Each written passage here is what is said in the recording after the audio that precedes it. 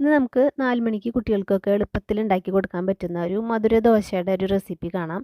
അപ്പോൾ അതിനായിട്ട് നമുക്കൊരു 1 കപ്പ് ആട്ടമാവ് ഗോതമ്പ് പൊടി ഒരു പാത്രത്തിലേക്ക് ഇട്ട് കൊടുക്കുക. അതിലേക്ക് വറുത്ത നൈസ് അരിപ്പൊടി നമ്മൾ അപ്പത്തിലേക്കൊക്കെ ഇടുന്ന അരിപ്പൊടി 1 ടീസ്പൂൺ ഇട്ട് കൊടുക്കുക. പിന്നെ ഒരു നുള്ളു ഉപ്പ് ഇട്ട് കൊടുക്കുക. പിന്നെ 1/2 ടീസ്പൂൺ പെരുംജീരകം നന്നായി എടുക്കണം കേട്ടോ, അപ്പോഴാണ് നല്ല ടേസ്റ്റ് ഉണ്ടാവും. അതൊന്ന് കൈ കൊണ്ട് തിരുമ്മിയിട്ട് ഇട്ട് കൊടുക്കാം. പിന്നെ ഇതിലേക്ക് 3/4 കപ്പോളം ഉരുക്കി അരിച്ച് വെച്ചിരിക്കുന്ന ബെല്ലാണ് കേട്ടോ, ശർക്കര പാനി, അത് ഒഴിച്ചു കൊടുക്കുക.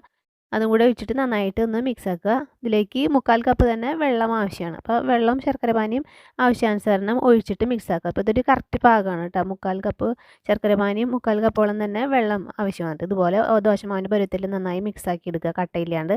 അതിന് ശേഷം 1 ടീസ്പൂൺ നെയ്യും കൂടെ ഒഴിച്ചിട്ട് ഒന്നുകൂടി ഒന്ന് കലക്കി വയ്ക്കുക. അപ്പോൾ ഇനി നമുക്കിതിലേക്ക് ഒരു പഴമാണ് കേട്ടോ, നേന്ത്രപ്പഴം, ചെറുപഴം എന്ത് വെച്ചാൽ എടുക്കാം. നമുക്ക് നല്ല ചെറിയ ചെറിയ പീസുകളാക്കിയിട്ട് പഴത്തിനെ നുറുക്കാക്കിയിട്ട് ഒരു പാത്രത്തിലേക്ക് ഇട്ട് വയ്ക്കാം. വേണമെങ്കിൽ ഇതിലേക്ക് ശർക്കര പാനി ഒഴിക്കണമെങ്കിൽ ഒഴിക്കാം. അപ്പോൾ നമ്മൾ ദോശയിലേക്ക് മധുരമുള്ള കാരണം അതിലേക്ക് ഒഴിക്കണില്ല.